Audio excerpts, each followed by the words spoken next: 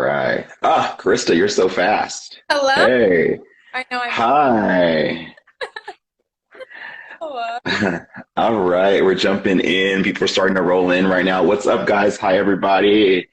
Carrie's here, and I'm back with Krysta. Hey, Sam. Sam's waving at us down there in the comment section. Hey, guys. Everybody here. So excited to have Krysta join today, everybody. Hi, hi.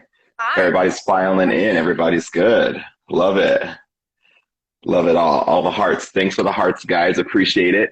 So today we're going to have a great conversation as we always do. And, I'm so excited as I'm always so excited every week. But this week I am even more excited because I have my teammate Krysta with us. So Krysta is part of the Stackin team. And, we all care about money so much. And so I'm like, hey, Krysta, let's get on live and let's talk about you and money.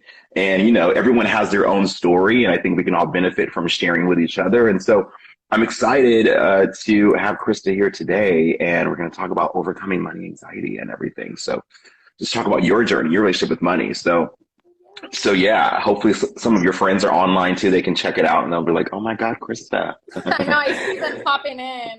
I love it. I love it. Couple What's up? ex-boyfriends in there. No, I'm just kidding. Oh, okay. Wow. And it's happy hour time right now. And I was like, this should have been like a wine session. We should have, next time if we do a late one like this, we'll make everybody just, cheers with us and we can have a little wine and chat about money. So something for the future to consider for sure. All Definitely. right. Well, hey, we got some people on. Thanks you guys for joining. Let's jump right into it right now. Okay. So Krysta, first, tell me, as I always ask everyone when we jump on live, we start these sessions, I want to know about your relationship with money, about you and your relationship with money. Just let me have it. Tell me, because I want to know. I mean, I know a Okay. little bit, but I want everybody else to know. What's the tea? I'm gonna lay it on everyone. Okay, so Yeah. as Carrie said, my name's Krysta. I'm on the product team at Stackin. So I graduated with a finance degree from Oregon State and have been working at Stackin ever since. So you could say I've always been pretty interested in money, and money's always been around me. But in terms of my personal finance situation, when it comes to money, I've always been extremely anxious to the point has completely controlled my life. I've always been super huge on saving, and ever since I got my first job when I was 16, I've always given myself a super strict budget every month, and I'm stressed about how much money I have, how much money's in my bank account, all the way to the point where I was making budgets every single day, would get super down on myself when I would splurge on, a pair of sneakers, which I love, or a vacation, or, whatever it was that would make me go over my super strict budget. So I guess what you could say, I'm textbook definition decent when it comes to money. I can also Mhm. always had an extremely unhealthy relationship with money. Yeah. Oh my gosh. So, right off the bat, immediately, I feel like this is the total opposite of me. I feel like a lot of people, because I would think, when you think about money causing anxiety, and I know how it caused me anxiety and situations that would trigger those anxious feelings and things to happen.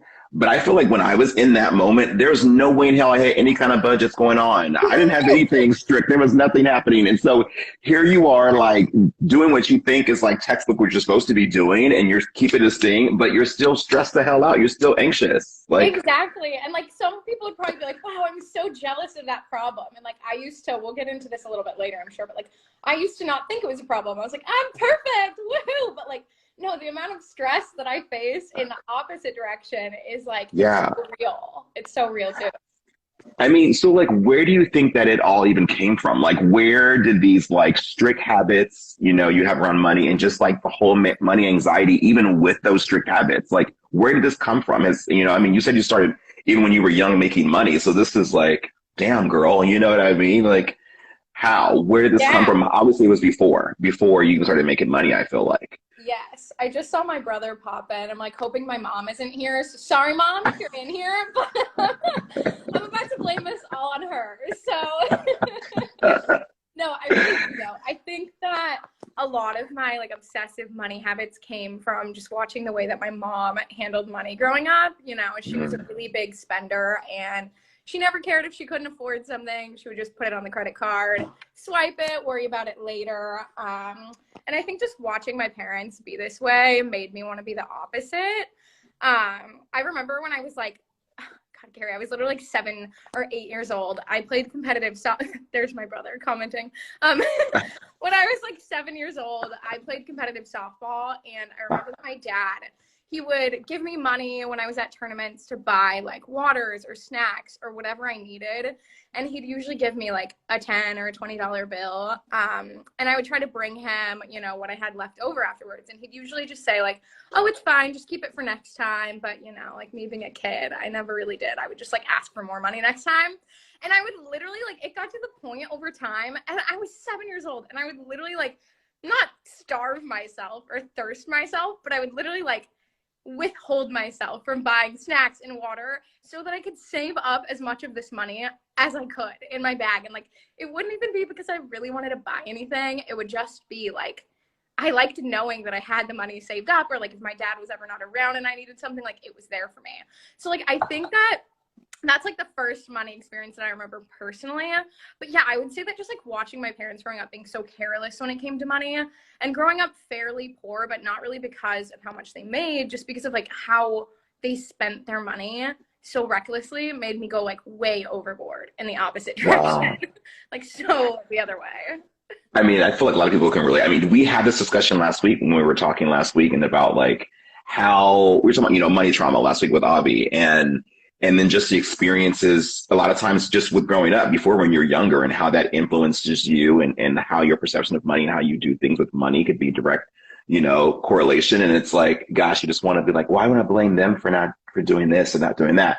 But, you know, I mean, obviously we have our own like ways of doing things and what's going to make us happy. But that's crazy that your mind went from like, oh no, I need to keep this money, I'm going to budget the hell out of this. And like, I'm just like shocked. I'm shocked. I know. Yeah. I think some people go like, you know, they kind of tend to like do, it's either one or the other, where like people either go completely with whatever their parents do, or they go like fully opposite in terms of like a lot of things. And yeah, I was always totally. Because I feel like some people would maybe even go the route, or even like myself is the route of just saying like, oh, you're thinking you're maybe not going to, you know, follow that pattern. You just start going, and then you realize, shit, I'm doing the same thing that they were doing. Like, you know what I mean? That's how it was for me. So it was like, I'm doing the same thing. So then I realized I want to be different, but it was after the fact, after I've already started making the bad decision. But you were on the front end, like, I'm going to keep this lunch money real quick, because you're not going to have me in this situation, you know? So. I know. And I don't even like, I mean, obviously I was 7, so how much can I have a bad memory too. So how much could I really remember? But like, I think it was all subconsciously. Like, I don't remember being like, I don't want to be like them, I want to be so different. But I just, you know, like did it automatically. And, you know, here I am, this money monster today. So, I mean, after you like, you know, adapted to this whole kind of like lifestyle, your relationship with money kind of, you know, started to form it, and you taking place, like, when did you realize that it wasn't healthy? Honestly, not until like way after I started working at Stackin did I realize that my relationship with money wasn't healthy. You know, I think because I was actively like saving and investing and whatever every month, I considered myself to be really good with money and like the poster child, you know, for money. Mm-hmm. And I didn't realize that it like wasn't necessarily a good thing to be always stressed about money and to let it really like control your life, until, you know, at Stackin, we really kind of started talking about financial wellness and how it's about more than just the numbers in your bank account and all that stuff. And even when we started talking about it, I was not on board with it. Okay. I was like, no. Of course. It's all about the numbers. It's yeah, it really took me a long time to realize, you know, I would say no to brunches or concerts or trips that I could like totally afford, just because I was so strict on myself. And I had this fear that like, if I didn't save a bunch of money every single month, I'd never be able to retire or live the life that I wanted to later. So it's all just like built off of this idea in my head. Oh my gosh. So even I'm actually surprised at that answer, because I thought it would have been maybe before like the whole Stackin thing. But I can see for sure where, you know, starting to work at Stackin, I think even me, my own, you know, perceptions or thinking of how how money is, everything else has changed somewhat. I think I went through a big change in my last company for sure. That was when I was like, what am I doing? Like Carrie, or no, actually no, when I went on Susie Orman, how I mentioned all the time Susie Orman, That's when I Right. was like, what are you doing?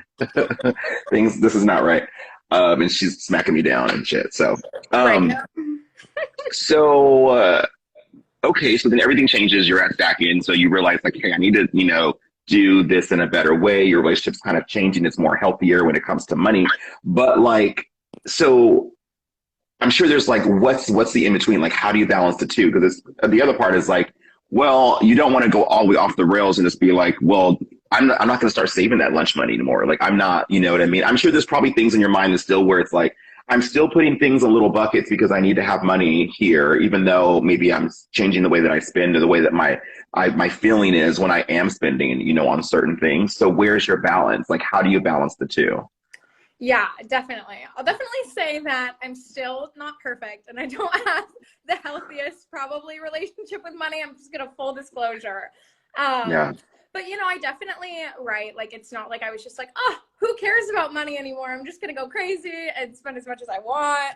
It's definitely still, you have to keep those like realistic expectations and whatnot. But I mean, I definitely still do like manage my money just a lot less than I did before. And, I'm not creating budgets every single day like I used to.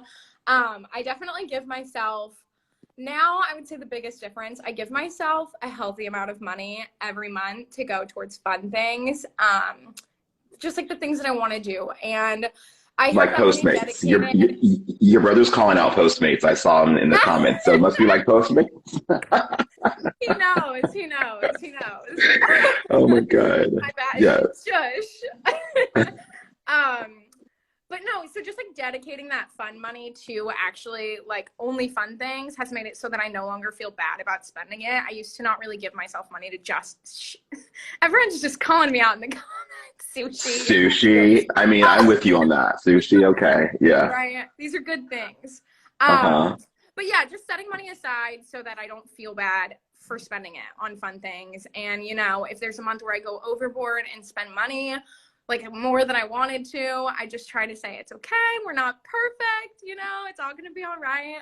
And also just like planning things a little bit better, like I think I allow myself to take the trips and go to the concerts and do the brunches, but just like planning these things out in advance a little bit further so that when my friends do randomly want to book a trip, I'm like, instead of just saying, oh, no, I can't, like, I don't really have the funds for that. Like, it's like, oh, if I do just plan a little bit, stick a little bit of money aside every month, like I will be able to go and it won't ruin my whole life or finances and my retirement schedule and all that stuff. So yeah, just being like a little bit more realistic with myself and like letting myself enjoy, I'm in my young 20s, almost mid, but these are the years where I'm supposed to be doing fun things and enjoying life. And so, yeah, just like trying to remember that balance. Absolutely. I mean, I think you should be wanting to, enjoy and live life all throughout, every decade. And I think for sure in your 20s, I think is a pivotal time. I think when you start to maybe come into more money and, you graduate school, you start to kind of work, you kind of have a little bit more money than what you've had before as being like a broke college student or whatever it is. And so finding that balance of still being able to like live a good life and have fun with your friends and do things and go on vacations and also take care of your business, what you need to do. I don't need you on the streets. I'm like, oh my God, Krysta, like, what's going on, girl? Like, your eyebrows aren't looking good. Like, everything's going, like, what are you spending your money on? Not the good stuff, I know. But then also I think the part that stood out to me when you were talking is just the whole, like, in the event that it's like I spend too much or maybe I do a little bit more than what anticipated or whatever, that you're just like, it's okay. And I think the plus is that we really have to give ourselves a little grace, you know what I mean? And have to say like, hey, like, things are going to happen. Budgets can't be so strict where you just have to just stay between this like hard, rigid line. You should be able to have some flexibility. Just as long as you're doing things, that's making you happy and that's aligned with your values. And if you value spending time with your friends, and if that means I'm going on vacation every quarter or we're going wine tasting or we're doing whatever, and that costs money, then that's what I want to spend my money on. So that's a plus. That's a plus. And I love that. I love that you've changed. I can't wait to see what you're going to be like in your 30s. Look out. I'm like, if I'm still single and no kids, look out. I know. I'm like, because I feel like, man, I mean, when I was your age, I wasn't doing what you were doing right now. Like, please, I was still out in the streets, like, it's running up credit cards and not paying the bill. Calling my parents could pay my credit card bill. So yeah, I'm excited to see like what how things progress for you, and it's great to see the the change that's happened just even now for you, because I feel like a lot of people, we don't know, we don't learn this shit when we're young, in like high school or even in college, and it's kind of like it's just so important. um, Exactly. with it. So, what advice do you have for someone who kind of wants to create that healthy relationship with money? Like, even like if you were talking to the old Carrie back in the day, like, because I would have needed you. Now I'm Right. here to this side, and I'm like, I'm all budget, girl. I wasn't even budget thinking about any kind of budget, for God knows when, or anything like that. Right. But yeah, so what would you give it, advice to, if it was for anyone that's out there that's maybe listening, send the hearts away down there on the Instagram live, or just anything. Yeah, for someone who wants to create a healthier relationship with their money. Life is short. Buy the Postmates, buy the sushi, buy the sneakers. No, I'm kidding. I think that within reason, and we talk about this a lot at Stackin, so not to, self-promote ourselves too much, but one of the things that we talk about a lot is like prioritizing putting your money towards things that you value. Everyone values different things, and that's okay. I personally value security. So for me, I prioritize building my emergency fund instead of going on all these fancy vacations. And, for other people, like if you value experiences, maybe you should prioritize getting that vacation in every year rather than buying, a Chanel bag or a different materialistic item that you don't really care about. I think for me, and I know this is the most basic example in the whole world, and so I really hate to use it, but it's true, and I am basic, so we're just gonna go with it. But for me, I think the biggest thing, and I still do this, I'm guilty still, that I spend money on that I don't need, is Starbucks. Like, I have this terrible habit.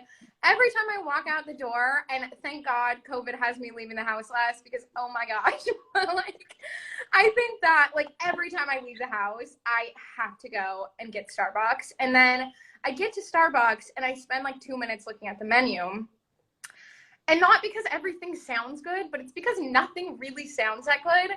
But then I still buy the coffee. And so I think that, like, I don't know, it's just like realizing, like, what do you do out of habit too? Like, the coffee doesn't even really bring me joy. So I'm trying to personally get out of the habit of doing that unless I'm really craving a specific drink. But it's just like, I think the key is realizing that for most people in life, we can't have it all, like, Yeah. especially people in their mid-20s like me. Like, we probably can't have all the things, a big savings account, a Tesla, a Chanel bag, big vacations, a Starbucks every single day. So it's just like about prioritizing the things that make you happy, which will lead you having a healthy relationship with money, but also just having like a better life, being able to spend your money on things that you actually care about instead of things that don't bring you happiness.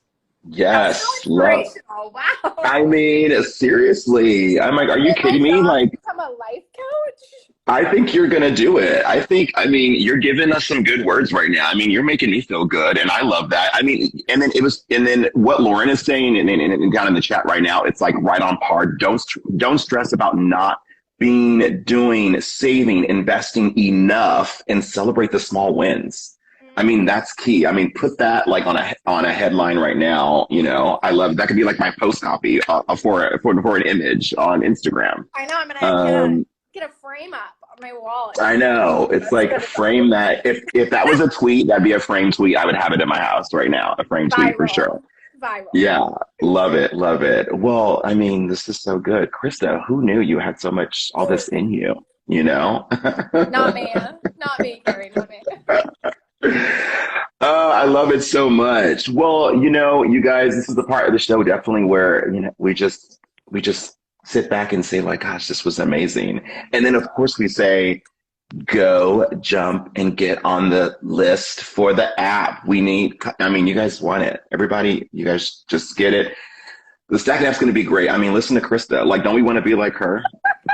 We all want to have healthy relationships with money. Right. I mean, we do. We do. I mean, we want it. I mean, we want it. I mean, it's very important, and it's going to impact everything that's in your life, even when it comes to relationships with someone else. I mean, lovingly. Like, I care about my significant other's relationship with money before I get into anything. You know what I mean? Like just from a dating perspective.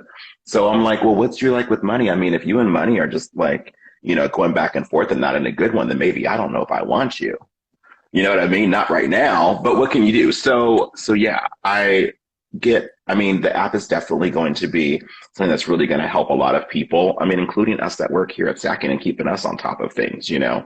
I mean, Krysta, well, I mean, Lord knows, Krysta might as well just be like, we should have Krysta just pop up in the app and say like, oh my God, you guys, hey, it's me, Krysta. I have some words of wisdom for you today. You So yeah. gotta be held accountable too, okay? Just because we work Exactly. in finance doesn't mean we're perfect. Exactly. I'm sure personal trainers at the gym fall off all the time and they have to, you know, so, you know, it happens and we don't know everything. But we're all in this together and we all want to succeed and we want to succeed and we want you to succeed. And we're just trying to do things to help everybody out, including ourselves. So it's all good. I love it. All right, guys. Well, thanks so much for joining today, Krysta. Thank you for jumping on live with me today to talk about money and your own journey. I'm super excited. Of course, as always, stay tuned. Every week we'll be back talking about more money discussions. Maybe we're going to have a little happy hour session and we'll have everybody jump on and, you know, grab your favorite glass of wine, your favorite cocktail, and let's have a little sundown, you know, chat about money. And so it's a good idea. And I always love a good cocktail. So we got the bar cart ready back here. So yeah, you know, exactly. Mine's back there. Mine's there too. We're ready. We're ready for it. Give us the wine and the money. We're here for it. Yeah. All right, guys. We will see you next week. Thanks again for joining us and see you next time. Bye, Krysta. Bye.